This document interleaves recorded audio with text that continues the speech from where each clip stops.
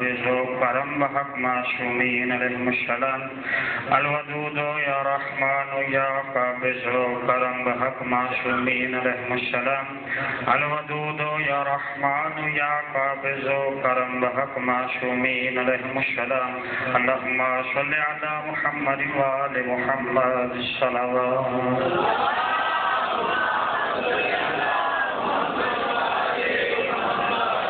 اعوذ باللہ من الشیطان اللعین الرجیم بسم اللہ الرحمن الرحیم الحمدللہ الذی جعل کمال دینہ ابی طالب علیہ السلام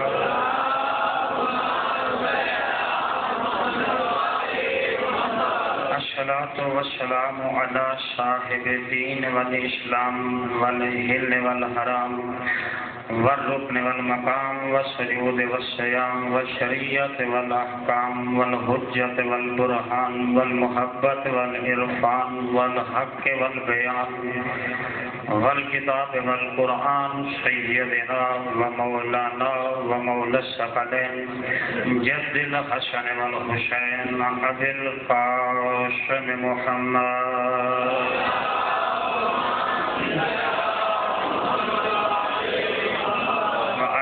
أهل بيته الطيبين الطاهرين المعصومين المخدومين الذين أذهب الله عنهم الرجس وطهرهم تطهيرا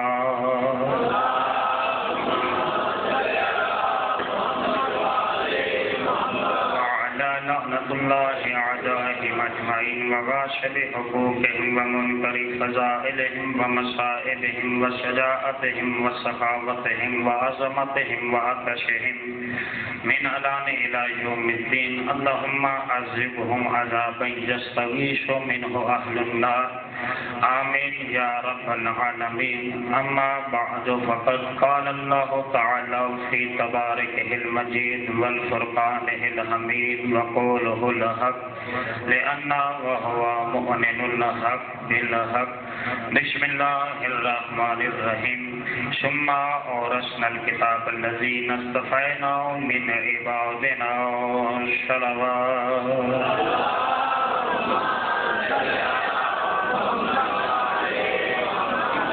نعرہ تکبیر نعرہ تکبیر نعرہ رسالت نعرہ رسالت نعرہ حیدری نعرہ حیدری حسینیت حسینیت یزیدیت یزیدیت بآواز بلند صلوات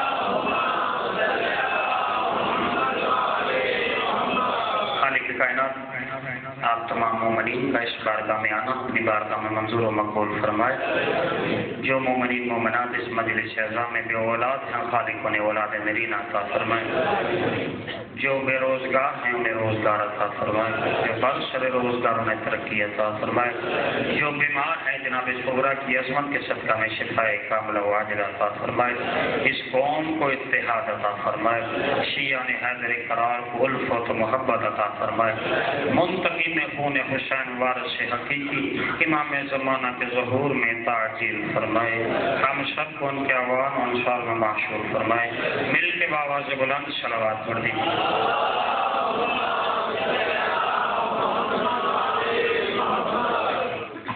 عزیزان محترم بزرگان دین برادران ملت ارباب دانش واہل علم حضرات آپ مومنین کے سامنے قرآن مجید کی سورہ فاطر اس کی 32ویں آیت کے جز کی تلاوت کا شرف حاصل کیا جس میں خالق کائنات اپنی لارائب اور بے عیب کتاب میں ارشاد فرما رہا ہے ثم اورثنا الکتاب الذین اصطفینا من عبادنا پھر ہم نے اس کائنات کا وارث اپنے مصطفیٰ بندوں کو بنایا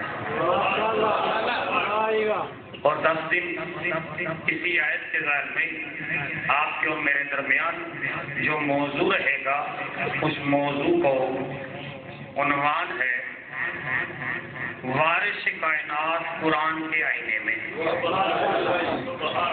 10 دن ہم کوشش کریں گے کہ آپ کو یہ بتلایا جائے کہ قرآن کی روشنی میں کائنات کے وارث کون ہیں،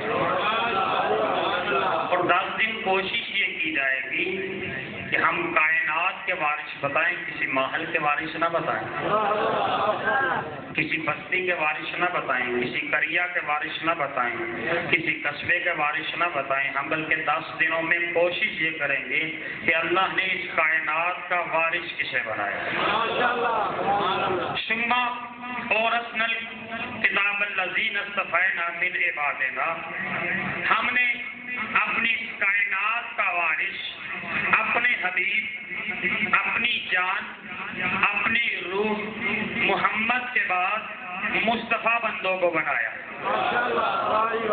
ترجمہ پھر سماعت فرمائے، موضوع کھولنے کی کوشش کروں تاکہ آپ لوگ آپ کے ذہن بیدار ہوں اور میں کچھ گوشت گزار کرنے کی کوشش کروں۔ خالق ارشاد فرما رہا ثم اورثنا الکتاب الذین اصطفینا من عبادنا، ہم نے اپنی اس کائنات کا مالک، ہم نے اپنی اس کائنات کا وارث، ہم نے اپنی اس کائنات کا مختار، ہم نے اپنی اس کائنات کا صاحب اقتدار، ہم نے اپنی اس کائنات کا صاحب شان و شوکت، ہم نے اس کائنات کا صاحب اقتدار جن مصطفیٰ بندوں کو بنایا۔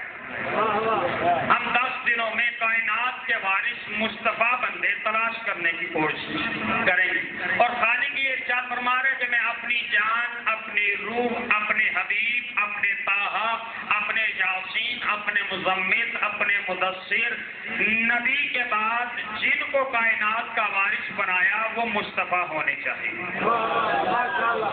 تمہید آیت کی آپ کی سمجھ میں آ گئی۔ 35واں سورہ فاطر 32ویں آیت، جس کی آیت کا تلاوت کا شرف حاصل کیا۔ اپنی کائنات کا وارث اور مالک و مختار اور صاحب اقتدار مصطفیٰ بندوں کو بنایا۔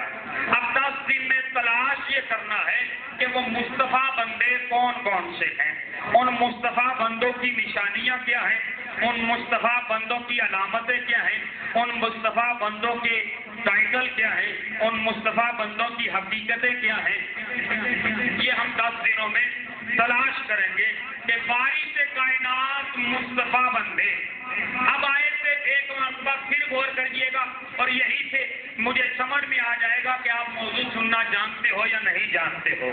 ثم اورثنا الکتاب الذین اصطفینا من عبادنا، پھر ہم نے اس کائنات کا وارث مصطفیٰ بندوں کو بنایا۔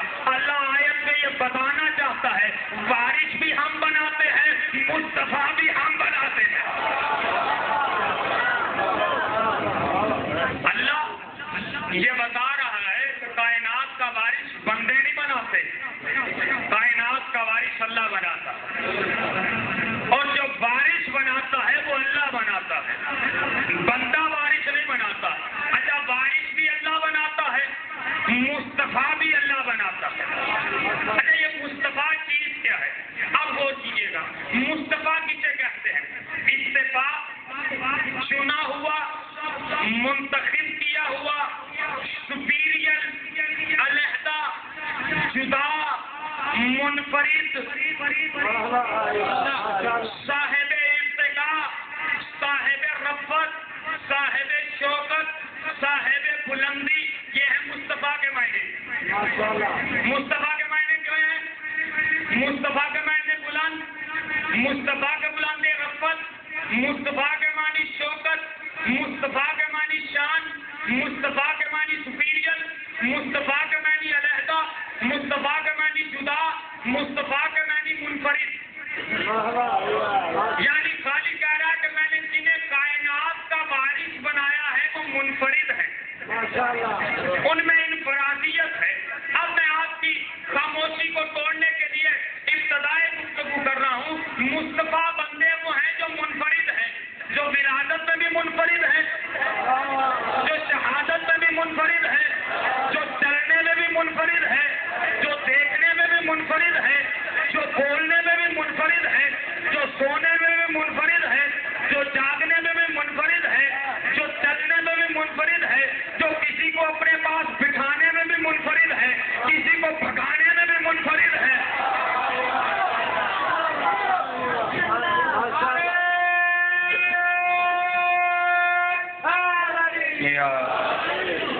جن مصطفیٰ بندوں کو بنایا وہ منفرد ہیں.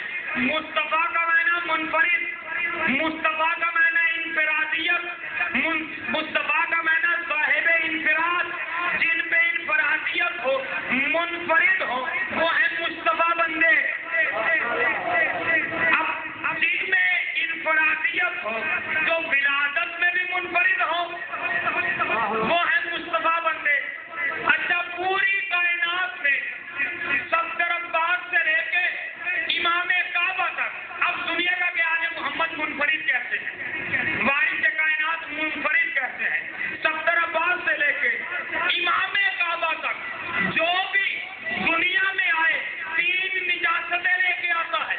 اور ہی نہیں کیا یار آپ، 3 نجاستیں لے کے آتا ہے. خود نجس، ماں نجس، جس جگہ پیدا ہوا وہ جگہ نجس، چاہے میں ہوں چاہے امام کعبہ ہے، خود نجس، ماں نجس، جس جگہ پیدا ہوا وہ جگہ نجس.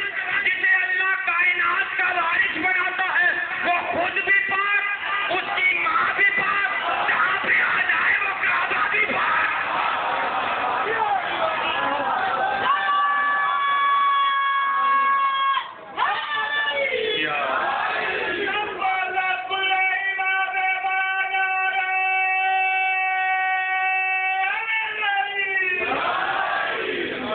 کائنات کے وارث قرآن کے آئینے میں جو بھی دنیا میں آئے 3 نجاستیں لے کے آئے.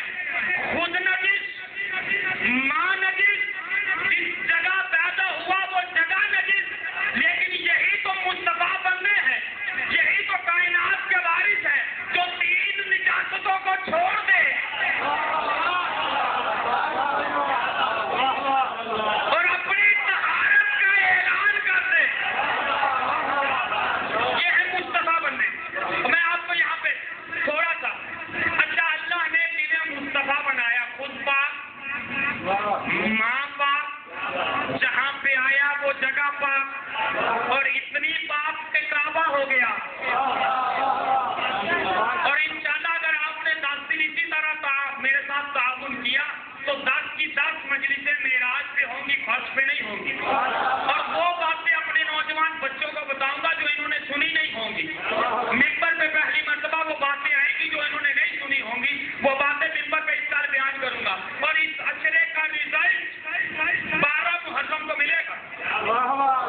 کوئی یہ نہ سمجھے کہ 10 محرم کے بعد اشرا ختم. جو مولا کے یہاں پہ سوائن کی مجلس ہوتی ہے، عنوان کا رزلٹ اس مجلس میں ملے. اور جس نے وہ مجلس نہ سنی اسے عنوان کے بارے میں پتہ ہی نہ کہنا کیا چاہتا. 12 محرم کو رزلٹ پیش کروں گا کہ میں کہنا کیا چاہتا. خود پاک، ماں پاک، جس جگہ پہ آ جائیں وہ جگہ پاک. اب میں جملہ کہنے جا رہا ہوں آپ کی خاموشی کو توڑنے کے لیے. جس جگہ پہ یہ آئے اس کے معمار کا نام ہے ابراہیم. معمار کعبہ کا نام ہے ابراہیم. اچھا، عمارت کی پہچان معمار سے ہوتی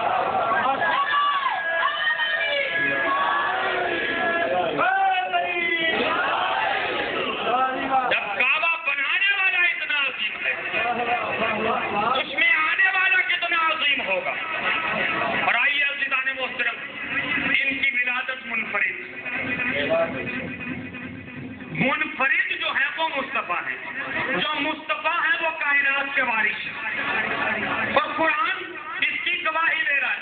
اچھا میں یہاں سے ایک مثال ایکسپلین کر دوں پوری توجہ سے عزیزان محترم. آپ اپنے بچے کے لیے کوئی اچھا خاندان تلاش کریں, کوئی خوبصورت خاندان تلاش کریں, کوئی شریف خاندان تلاش کریں, کوئی اعلیٰ نسب خاندان تلاش کریں اور اس کی بیٹی بہو بنا کے اپنے گھر لے آئیں. پوری توجہ رکھیے گا عزیزان محترم. جب نکاح ہو گیا, دلہن بن گئی, دلہن گھر آ گئی, رات گزر گئی, صبح پتہ چلے کہ وہ ماں بننے والی ہے تو کیا ہوگا؟ آپ تو ایسے خاموش ہو جیسے خیبر میں صحابہ خاموش تھے. قیامت برپا ہو جائے گی. ابھی تو آئی ہے, یہ ماں بن گئی, قیامت. تو میں کہوں گا اس میں قیامت برپا کرنے کی کیا ضرورت ہے؟ خوش ہوئیے کہ آتے ہی ماں بن گئی. کہیں محنت نہیں کرنی پڑی, کہیں جانا نہیں پڑا. کہا نہیں مولانا, نظام تخلیق کے خلاف ہے یہ عمل. میں نے کہا نظام تخلیق کے خلاف کیا ہے اس میں؟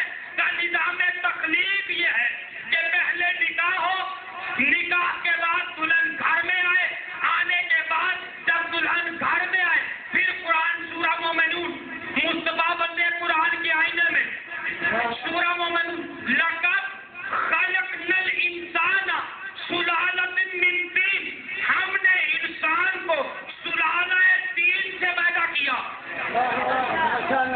طین کے جوہر سے پیدا کیا, زمین کے جوہر سے پیدا کیا, طین سے انسان کو پیدا کیا. جب انسان کو طین سے پیدا کیا پھر ثم خلقناہ من نطفۃ فی قرار مکین, پھر ہم نے اس کو ایک نطفہ بنا کے قرار مکین میں ٹھہرایا, یعنی شکم مادر میں ٹھہرایا. اب جب شکم مادر میں آیا پھر ثم نطفۃ علقہ, پھر ہم نے نطفے کو علقہ بنایا, پھر ثم علقہ نطفہ, پھر ہم نے علقے کو نطفہ بنایا, پھر ثم نطفۃ المرام اعظام, پھر ہم نے نطفے کو اعظام بنایا. خالق انسان کی تخلیق میں کہتا ہے پہلے نطفہ بنا, پھر علقہ بنا, علقے سے مضغہ بنا, مضغے سے اعظام بنا, اعظام سے ہڈیاں بنی, ہڈیوں سے گوشت کا لوتھڑا بنا, گوشت کے لوتھڑے سے 9 مہینے ماں کے پیٹ میں رہا, 9 مہینے کے بعد بطن مادر سے دنیا میں آیا. مصطفیٰ بندے قرآن کی روشنی میں تو قانون تخلیق یہ ہے کہ انسان 9 مہینے میں دنیا میں آتا ہے. مذہب بدل دوں, اگر کوئی یہ ثابت کر دے کہ عیسیٰ جب دنیا میں آیا تو 9 ماہ ماں کے پیٹ میں رہا ہے.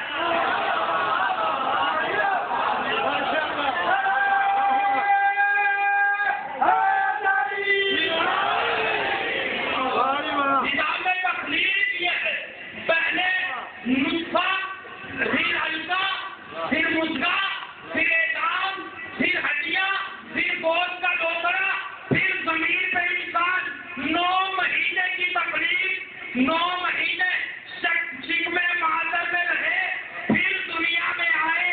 یہ ہے تخلیق کا نظام. تو عیسیٰ کے بارے میں کیا کہتے ہو؟ تاریخ, مفسر, تفسیر, ہر چیز کا ذمہ دار ہوں. تفسیر کا حوالہ چاہو, تاریخ کا حوالہ چاہو, کتاب کا حوالہ چاہو, بندہ حقیق دے گا. تاریخ میں, مفسر میں, تفسیر میں لکھا ہے 1 گھنٹہ, 2 گھنٹہ یا 9 گھنٹے عیسیٰ ماں کے پیٹ میں رہا ہے. 1 گھنٹہ, 3 گھنٹہ یا 9 گھنٹے عیسیٰ ماں کے پیٹ میں رہا ہے. یہ 9 گھنٹے عیسیٰ ماں کے پیٹ میں رہا. میں نے کہا کیا یہ نظام تخلیق کے خلاف نہیں ہے؟ اللہ کہتا پہلے نطفہ بنے, پھر علقہ بنے, پھر مضغہ بنے, پھر اعظام بنے, پھر ہڈیاں بنے, پھر لوتھڑا بنے, پھر دنیا میں آئے. تو عیسیٰ کے بارے میں کہتے ہیں کہ یہ 9 مہینے میں, اور آیت کے لفظ ہے جبرائیل آیا اور آگے کہتا ہے ارسلنا علیہا نور روحنا, میں تمہاری طرف اللہ کی روح آئی ہوں. جبرائیل کہہ رہا ہے ارسلنا علیہا روحنا, میں اللہ روح الامین جبرائیل ہے. اللہ نے جبرائیل کو بھیجا تو میں نے کہا میں مانتا ہوں جبرائیل آیا اور جملہ کہہ رہا ہوں اور انشاءاللہ کوئی خاموش نہیں رہے گا. جب جبرائیل آیا اور آگے کیا کہتا ہے انا یبشرک بغلام، میں تمہیں ایک غلام کی بشارت دیتا ہوں. جبرائیل کہہ رہا میں ایک بیٹے کی بشارت دیتا ہوں. مصطفیٰ بندے قرآن کے آئینے میں اوے عقل کے اندر جبرائیل مریم کو بیٹا دے تو کوئی اعتراض نہیں ہے، حسین زمانے کو بیٹا دے دو تو اعتراض ہو.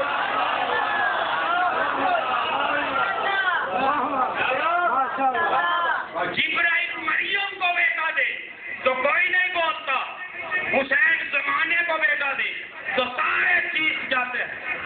سوال ہے مفسران قرآن سے، یہ عیسیٰ 9 گھنٹے میں دنیا میں کیوں آیا؟ 9 گھنٹے میں عیسیٰ دنیا میں کیوں آیا؟ تو مفسرین چیخ کے کہتے ہیں اس لیے 9 گھنٹے میں دنیا میں آیا کہ یہ اللہ کا امر ہے. شرم نہیں آتی، غیرت نہیں آتی؟ جب تم اللہ کے امر کی آمد نہیں سمجھ سکتے تو اولی الامر کی آمد کیسے سمجھ لو؟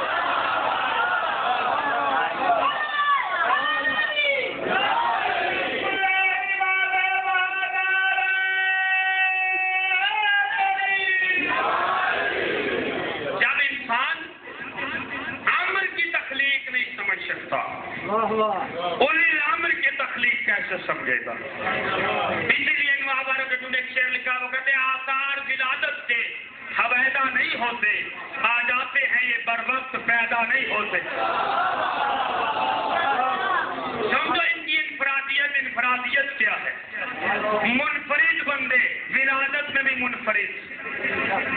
جبرائیل آیا مریم کے پاس اور آگے کہتا ہے فتمثل لہا بشرا سمیا، فتمثل لہا بشرا سمیا، میں مثل بشر بن کے آیا. غور ہی نہیں کیا آپ. میں اتنا بڑا مسئلہ حل کرنے لگا ہوں جو 1400 سال سے جس کا ابھی تک حل نہیں لکھا. کہا جاتا ہے محمد ہم جیسے بشر ہیں، علی ہم جیسے بشر ہیں، ان میں کوئی فضیلت نہیں ہے، ان میں کوئی مقام نہیں ہے، ان میں کوئی مرتبہ نہیں ہے، ان میں کوئی بلندی نہیں ہے. وہ بھی 2 ہاتھ رکھتے ہیں، ہم بھی 2 ہاتھ رکھتے ہیں. وہ بھی 2 کان رکھتے ہیں، ہم بھی 2 کان رکھتے ہیں. وہ بھی بولتے ہیں، ہم بھی بولتے ہیں. وہ بھی چلتے ہیں، ہم بھی چلتے ہیں. وہ بھی کھاتے ہیں، ہم بھی کھاتے ہیں. وہ بھی سوتے ہیں، ہم بھی سوتے ہیں. ان میں اور ہم میں فرق نہیں ہے. شرم نہیں آتی؟ کھاتا تو جانور بھی ہے، کھاتا تو تو بھی ہے، چلتا تو اونٹ بھی ہے، چلتا تو تو بھی ہے، سوتا تو گدھا بھی ہے. اور یقین نہ ہے تو پڑھو قرآن میں عزیر نبی کا واقعہ. گدھا سویا کہ نہیں سویا؟ جب اٹھا 2 سال کے بعد نبی رہا، گدھا رہا. ان میں کوئی مقام نہیں، کوئی مرتبہ نہیں. آؤ قرآن میں بتاؤ، قرآن کی روشنی میں مصطفیٰ بندے کی انفرادیت کیا ہے؟ جبرائیل مریم کے پاس آ کے کہتا فتمثل لہا بشرا سمیا، میں تمہارے پاس مثل بشر بن کے آیا ہوں. بشر بن کے نہیں، مثل بشر بن کے آیا. بشر بن کے نہیں آیا، مثل بشر بن کے آیا. میں یہاں پہ خطاب کر رہا ہوں، میں چلا جاؤں اور میرے بعد میرا شاگرد آئے اور وہ خطاب کرے تو کوئی کہے کہ یہ مثل صفدر پڑھ رہا ہے، تو اس کا مطلب یہ ہے کہ صفدر نہیں پڑھ رہا، اس کی مثل پڑھ رہا ہے، اس کی طرح پڑھ رہا ہے. تو جبرائیل نے کیا کہا؟ فتمثل لہا بشرا سمیا، میں تمہاری طرف مثل بشر بن کے آیا. بشر بن کے نہیں آیا، مثل بشر بن کے آیا. مذہب بدل دوں، اگر پورے قرآن میں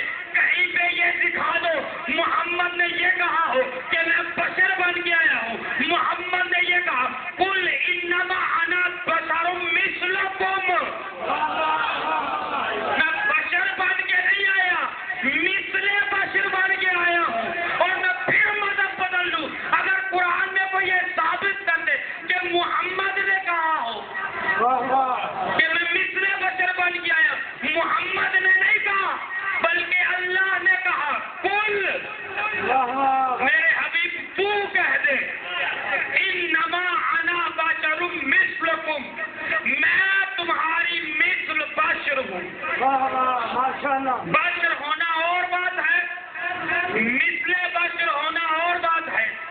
जमाना समझा ही नहीं है कि आले मोहम्मद है कौन से, ये तो करम है उनका, तो वो मिसले बशर बन के आ गए।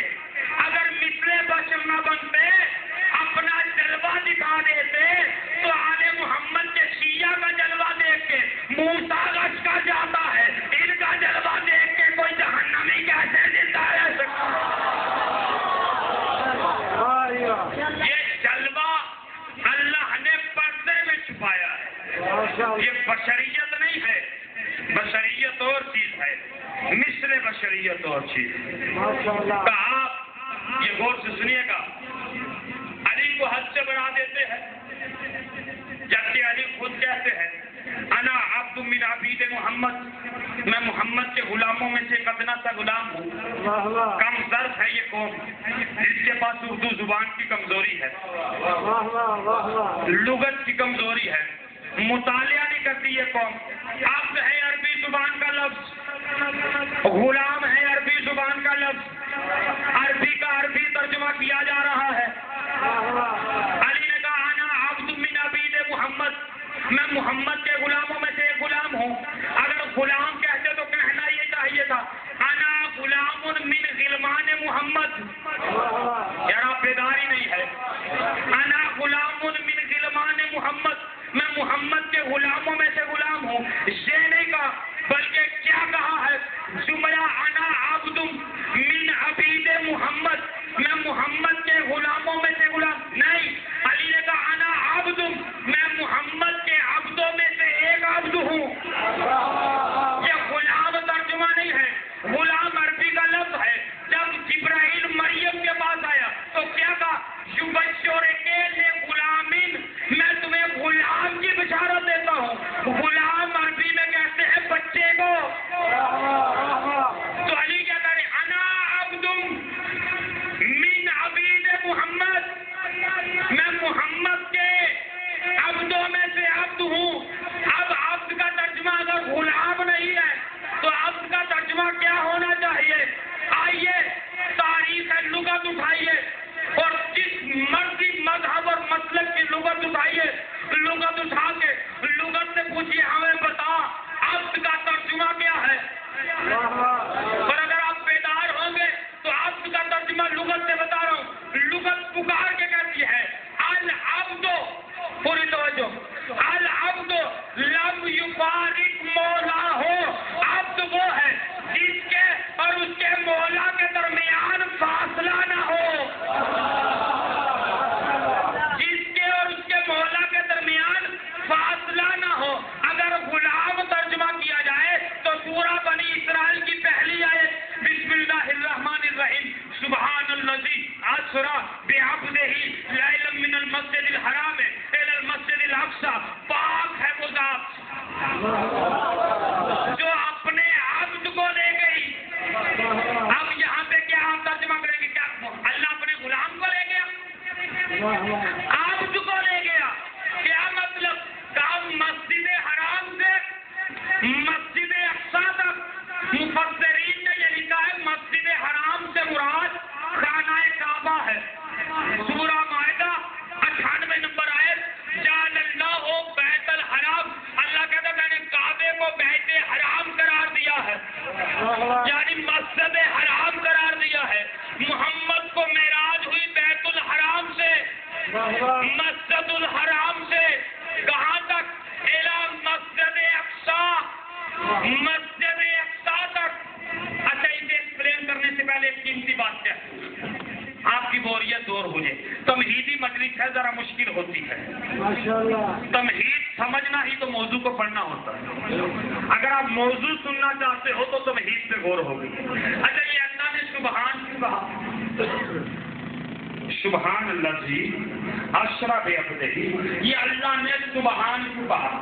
उसके कुरान मजीद की दिल खोलो तो दिल पे उसके 99 नाम लिखे, माशाअल्लाह, अस्मा लिखे। ये अल्लाह ने सुबहान से तारीफ की इब्तिदा क्यों की? तजम्मुल भाई नहीं बात करने लगा।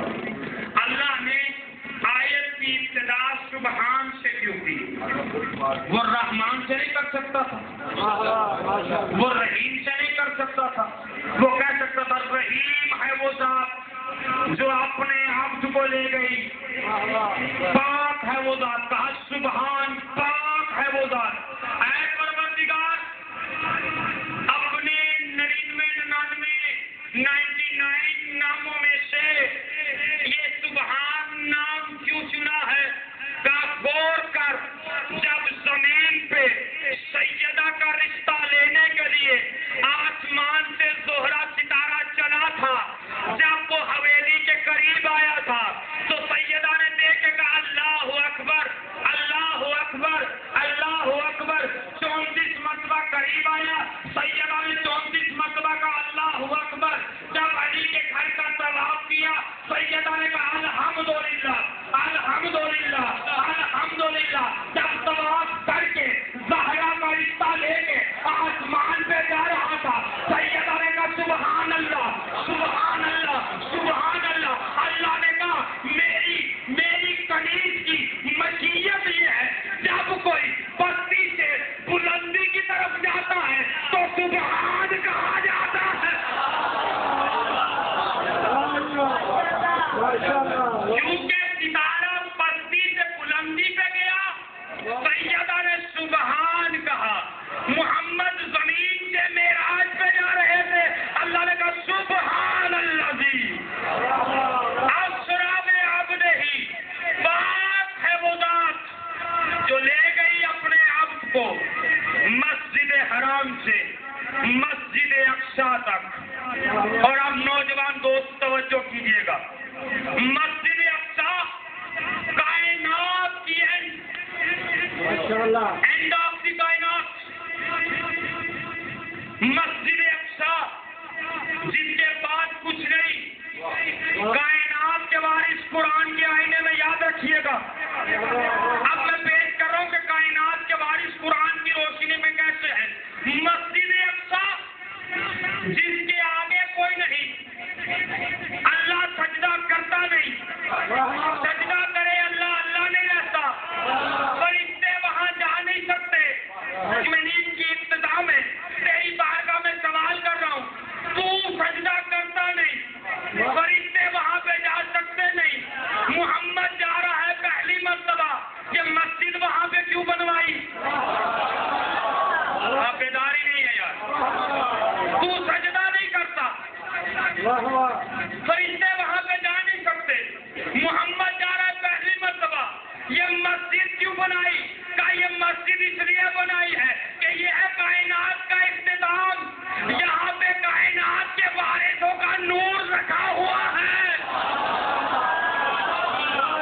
جو کائنات کے وارث مجھے سجدہ کرتے ہیں، تو مسجد حرام اور تاریخ کے یہ جملے ہیں کہ وہاں پہ مسجد اقصیٰ پہ اللہ نے سیدہ فاطمہ الزہرا سلام اللہ علیہا کا نور رکھا تھا۔ اور اس کی دلیل یہ ہے کہ جب سید انبیاء محمد مصطفیٰ معراج سے واپس آنے لگے، کہا محمد یہ پروردگار رک محمد اور رک کے یہ مسجد اقصیٰ کا سیب لے جا۔ کا پروردگار کیوں؟ کا اس لیے سیب لے جا کہ اس میں نور فاطمہ ہے۔ محمد نے سیب کو کھایا، صلب محمد سے رحل ختیجہ میں فاطمہ نازل ہو گئی۔ یار اس سے خوبصورت جملہ ہی نہیں ہے میرے پاس۔ صلب محمد سے رحل ختیجہ میں، یا میں لفظ بدل دوں تاکہ آپ کو اور لطف آئے، صلب محمد سے، یا میں پھر لفظ بدل کے کہہ دوں قلم محمد سے لوہے محفوظ ختیجہ میں فاطمہ آ گئی۔ فاطمہ ظاہر ہوئی، محمد نے فاطمہ کو ہاتھوں پہ لیا، کپڑے میں لپیٹا ہوا، نور کو نور میں بند کیا ہے، نور کو نور میں بند کیا ہے، نور کو سینے سے لگایا ہے۔ یا میں لفظ کروں بدلوں کہ قرآن کی کی حقیقت کو سینے پہ لگایا ہے، اور قرآن کی حقیقت کو سینے پہ لگایا۔ صحابہ کرام یا رسول اللہ یہ کیا ہے؟ کہ یہ وہ خوشبو ہے جو معراج کی رات مسجد اقصیٰ میں ملی تھی۔ تو پھر توجہ سے سنیے گا، معراج ہوئی مسجد حرام سے مسجد اقصیٰ تک، مسجد حرام علی کی آمد، مسجد اقصیٰ فاطمہ کا مسکن، مسجد حرام علی کی آمد، مسجد اقصیٰ فاطمہ کا مقصد۔ تو اب معراج ہے کیا؟ علی کے گھر سے لے کے فاطمہ کے گھر تک محمد کی نماز کو معراج کہتے ہیں۔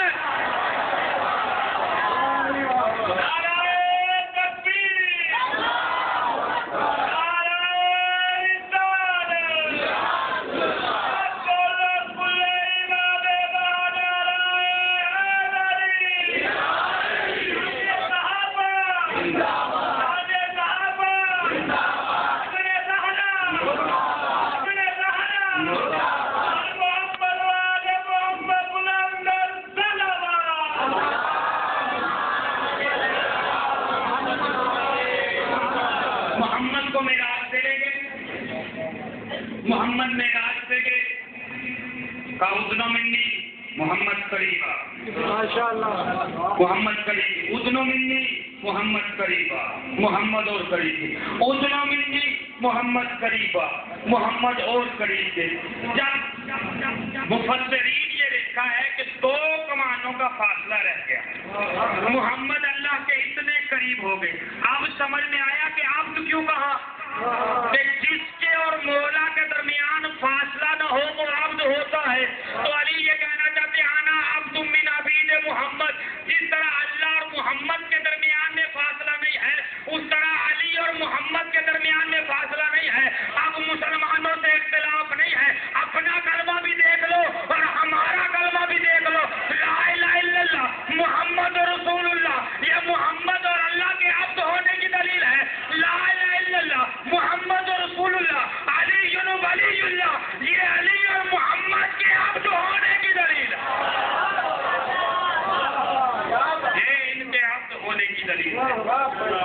زمانہ پہچانے کے کائنات کے وارث کون، وہ مصطفیٰ بندے جو منفرد ہیں، جو انفرادیت رکھتے ہیں، ان کی ولادت میں انفرادیت، ان کی طہارت میں انفرادیت، ان کی شجاعت میں انفرادیت، ان کی تلوار زنی میں ذاتیت، اور دیکھیے گا کتنی انفرادیت رکھتے ہیں یہ، ولادت میں منفرد، شہادت میں منفرد۔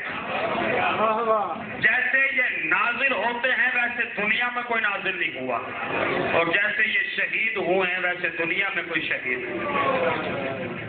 اور اکثر یہ کہتا ہوں کہ فضائل چاہے امیر بن کے سن لیا کرو لیکن مصائب غریب بن کے سنا کرو، گریبان چاک کر کے، سر میں خاک ڈال کے، بقیہ کی طرح منہ کر کے کہا کرو زہرا تیرے بچوں کا بڑا ارمان ہے۔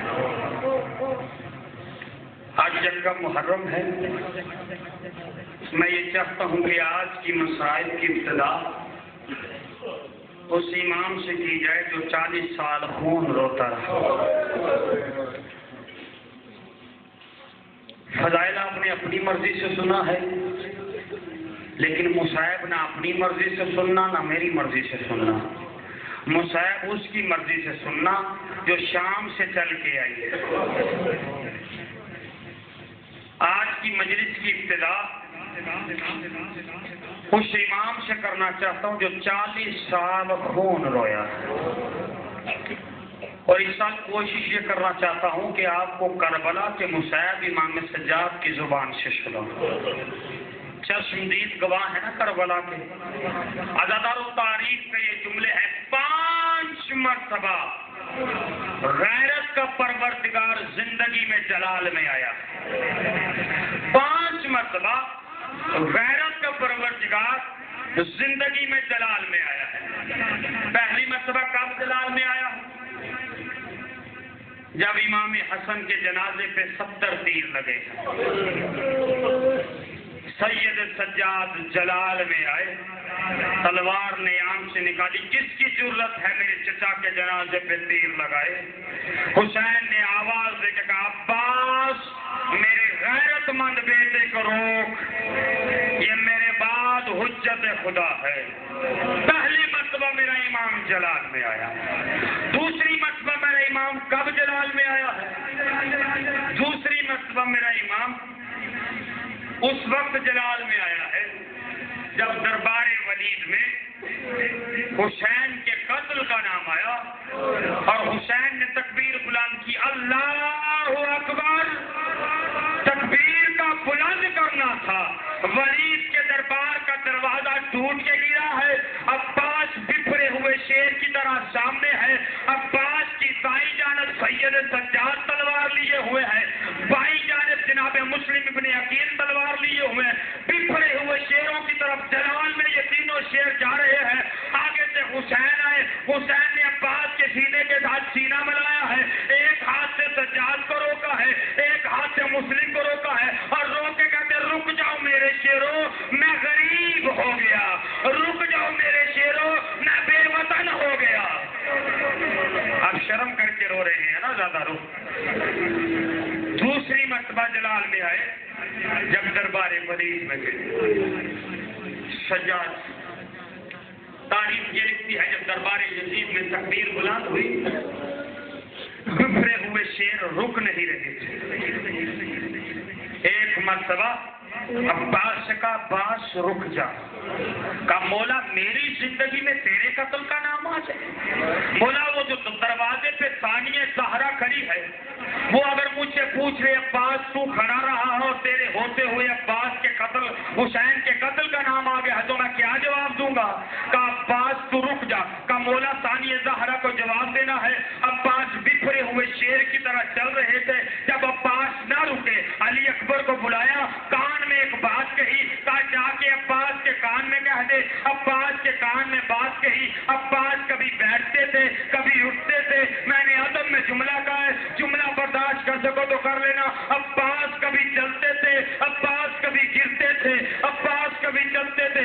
سنو گے علی اکبر نے عباس کے کان میں کیا کہا تھا؟ علی اکبر عباس کے کان میں آ کے کہتے چچا بابا کہہ رہا ہے سکینہ کا واسطہ رک جا، اشرک من اللہ، بابا چچا بابا کہہ رہا ہے سکینہ کا واسطہ رک جا۔ عباس رکا۔ ہزاروں تیسری مرتبہ میرا امام کب جلال میں آیا؟ تیسری مرتبہ میرا امام اس وقت جلال میں آیا جب ام المصائب کا محمل مدینے سے چلنے لگا۔ جب ام المصائب کا محمل مدینے سے چلنے لگا، کوئی بی بی قبر نبی پہ آ کے کہتی تھی وہ جا رہی ہے جس کی ماں کا جنازہ اندھیرے میں نکلا تھا۔ کوئی بی بی جا کے کہتی تھی وہ جا رہی ہے جو تیرے روزے پہ آ کے دیا جلایا کرتی تھی۔ کوئی بی بی کہہ رہی ہے وہ جا رہی ہے جو تیرے حسین کی حفاظت کرتی تھی۔ Be be